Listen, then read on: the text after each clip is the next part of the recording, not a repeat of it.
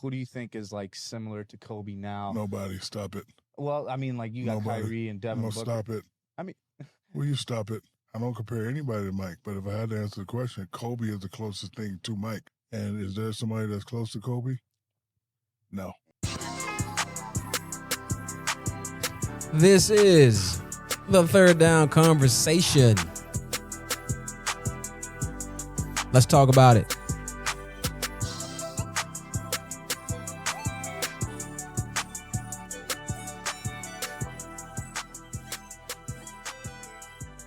So this is the anniversary episode of the Third Down Conversation. Frankly, I cannot believe that I've been podcasting for a year now. I'm a little shocked, to be honest with you. I didn't know how long I would do this, to be completely transparent, but we're here, year 2, and we're going to keep it going. And there's no better way to celebrate the anniversary than to talk about none other Kobe Bryant. Kobe Bryant. Look, I think he's the GOAT. Other people feel differently. They want to, you got your old heads that are like, Michael Jordan, he's this, that, and the third. And then, of course, you got your new age and some people that are closer to my age talking about LeBron James, which, I don't know how they get there, but I mean, take that back. I know how they get there, but there's just so many flaws in it. Like there's just so much fluff that makes the case look good, but when you actually tear it down, it's not much of a foundation. And then you have people like me that are on the dark side and ranks Kobe ahead of LeBron. And even at times, I want to put Kobe over Michael Jordan, but I just ain't got the ability to do it. I don't have enough ammunition to put him over Mike. But the reason why I want to talk about Kobe Bryant is because lately, Kobe's not here anymore, unfortunately. But lately, there have been a lot of national media, want to rank X player above Kobe Bryant. And the player that's been coming up as of late is Tim Duncan. And this is no slight towards Tim Duncan. I actually believe Tim Duncan is probably the best power forward the NBA game has ever seen. I mean, if you just look at what he did, what he stood for, how he went about his business as a basketball player, yes, he's probably the best to do it at that position. But this has led to a number of sports talking heads to say that he should be ranked ahead of Kobe Bryant. And that's just asinine to me. So I thought. I thought it was a kind of a not, I don't want to say dumb. I don't want to say stupid, but I didn't think that conversation had legs to it. Like I thought it was an open and shut case. Now I will admit that this conversation, debate, whatever you want to call it, is closer than what I would like to think. It's closer than what I thought. It's much closer than what I thought. Kind of shocked me a little bit because as I started to do my research, I'm like, okay, this is gonna be easy. I'm going to put this to bed. I'm going to slam it or whatever the case may be. And upon further research, no, it's much more difficult. So usually when people are debating about which player is better all time, they're going to look at 3 things: stats, accolades, and winning. Those are your 3 pillars. For a player to be ranked ahead of another player, that player is going to have to win 2 of those 3 categories, in my opinion. You can win 2 out of the 3, you should be ranked ahead of that person. That's how I do it. I can't say how other people would do it necessarily, but those are the 3 things that people debate.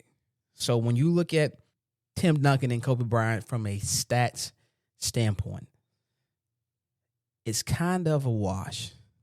It's hard to compare, mainly because they play two different positions, which is why when we talk about the GOAT and ranking and stuff like that, you usually don't see people comparing a guard to a power forward or a center because it's just different positions.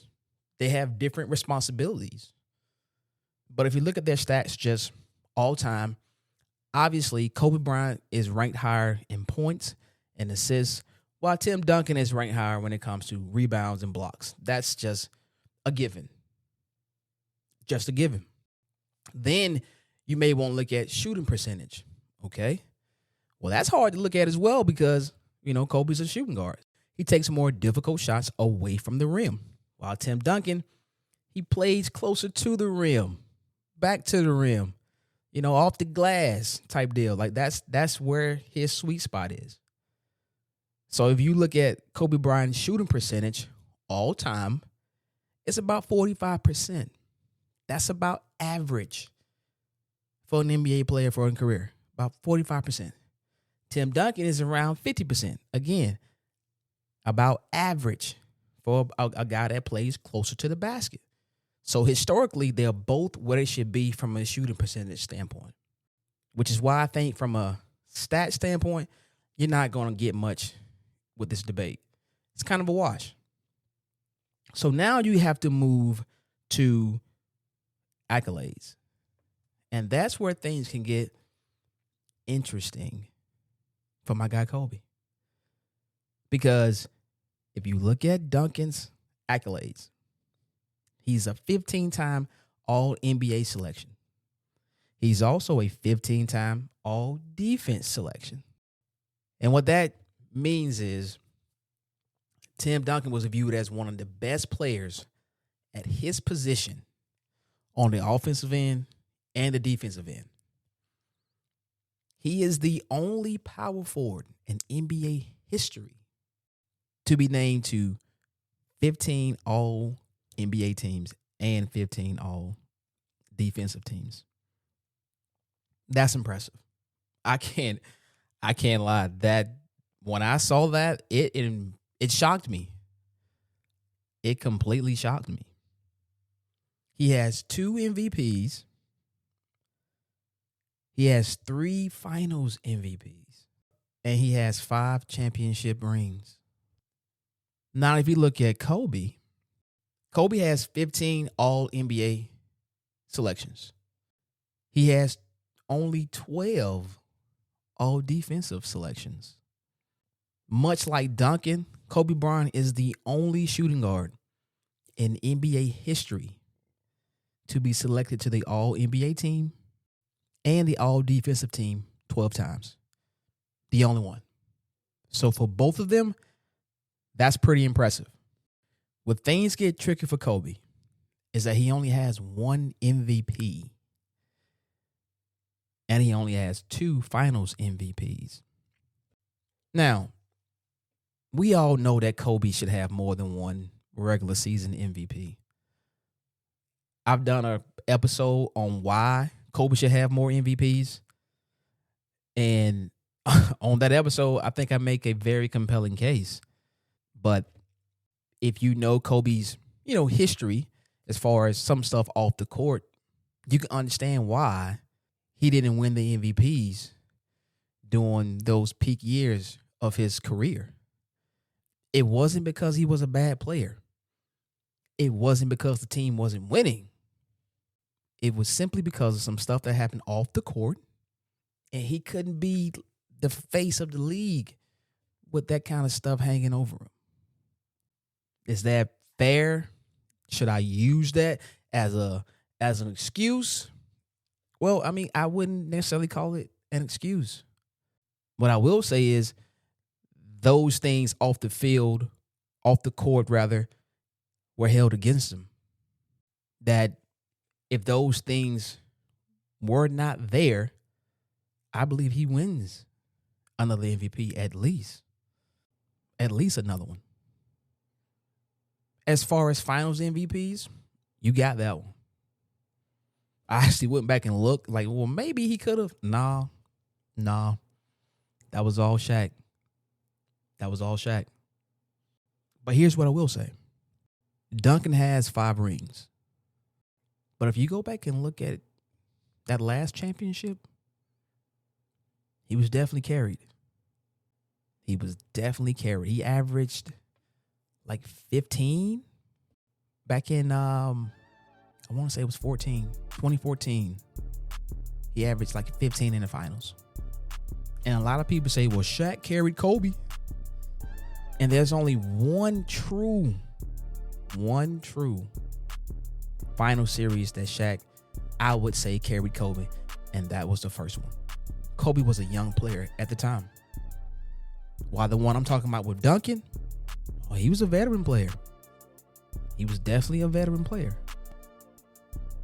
So for me, I'd lean Kobe on that one. As far as when you talk about, the championships, I would for sure lean Kobe on that one.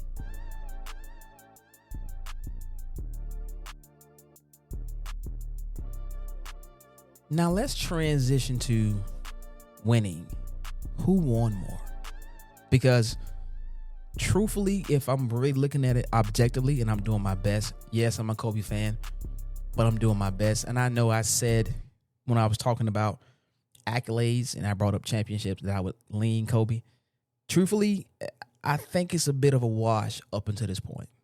I think it's neck and neck as far as stats, as far as accolades. I think it's neck and neck. So for me, it's going to come down to winning as far as who should be ranked ahead of who. On the Duncan side of things, I was shocked when I found this out, to be honest, but during his 19 years of a career, he never missed the playoffs. I'll say that again. Tim Duncan played for 19 years, and once he came into the league in 97. And from that moment on, the Spurs never missed the playoffs.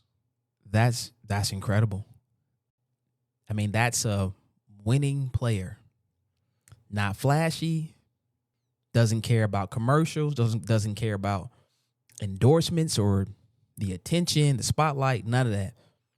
All he knew was win. They got to the playoffs every single year. That's tough to compete with. That's tough. Very, very tough. Kobe Bryant, on the other hand, they did miss the playoffs a few times. Once they got rid of Shaq, they missed the playoffs. And once he popped his Achilles, they missed the playoffs. Like his last 3 years, they didn't make it, and the Lakers were awful. But minus the year they got rid of Shaq, because they got rid of Shaq. Team's bad. They were in the playoffs every single year. His peak years, they were in the playoffs. They made the playoffs. He gets hurt, and everything kind of just goes sideways. So when you look at it from that standpoint, Duncan made the playoffs every single year. Duncan's got 5 rings. Duncan clearly must be the better winner of the two. Not so fast, my friend. And most people probably don't even know this.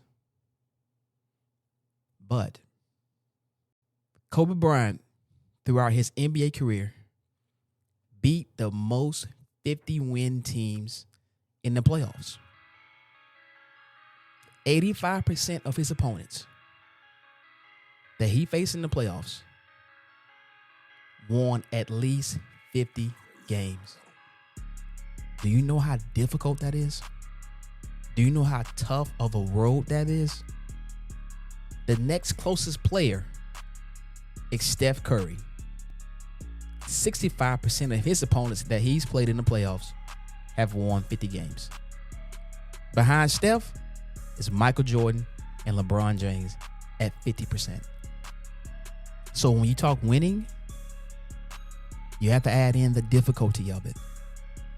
And if that's the case, then Kobe Bryant is the better winner between the two. So ultimately, what do I think? Who should be ranked ahead of who? It's just like anything else. It depends on what you value. Michael Jordan fans, they value winning. They always say 6 for 6. LeBron fans, they value stats. He's the leading scorer. He's top 5 in all these categories all time. Kobe Bryant fans, we value competition. We value adversity. We value not going to go join up with other superstars. We value the Mamba mentality.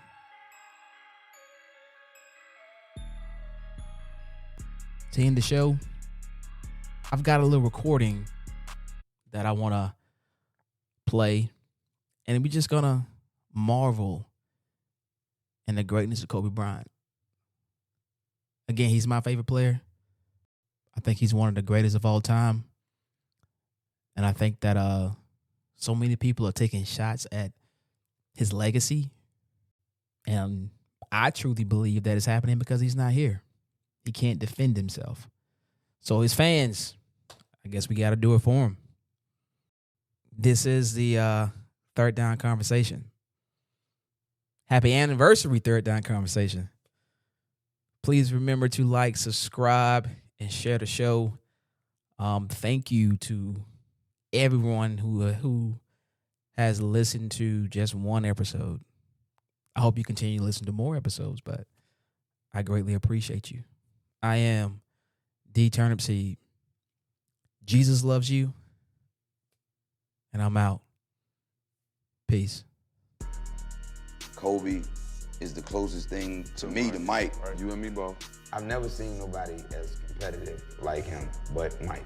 I say Mike, and I say Kobe, and then everybody else. LeBron's after that for you? Definitely. Okay. Definitely after that. My particular order is MJ, Kobe, Bron. I'm on the violent side. Kobe and Mike were violent. They were killers. wanted to destroy you. They were killers. They wanted to destroy You know what you. I mean? And for some reason, Kobe gets looked over. And there's the conversation, too, about Jordan and Bron. Who would you take there? How come Kobe's name is never brought up? I think it's kind of disrespectful. You ask me. Why do the players look at Kobe different than the media? For me, Kobe has never been out of the best basketball player of all time debate. I had guarded. In my 15 years of playing basketball, Kobe Bryant was the best basketball player in the National Basketball Association. I got the chance to play against Michael Jordan, Yeah. Kobe Bryant, and of course LeBron. I'm going to name those three because we're always talking about the greatest to play the game, and Kobe Bryant should and will always, out of my mouth, be named one of the greats to ever play the game. They deserve to be talked about as a trio, not a duo. If we're going to talk about accomplishments and you look at the whole picture, why is he not in that conversation? Doesn't matter who the GOAT is, my guy should be in the conversation. Yes. No, but hold on. So you guys just throw him out of the conversation. So somehow it just went from Mike to LeBron, and you just threw my guy out of the conversation. His name needs to be in there all the time. The best player that I played against, hands down, was Kobe. I didn't have a strategy for Kobe. Like, I didn't know what to do with Kobe. Love Kobe. You know? Like, he's the definition of hard work. He's the definition of killer mentality. Kobe is the guy for me. The skill set, the drive, the mentality, the will. What makes Kobe special in players' mind? We don't go by your stats. We go by how the person played, what was his attributes, right?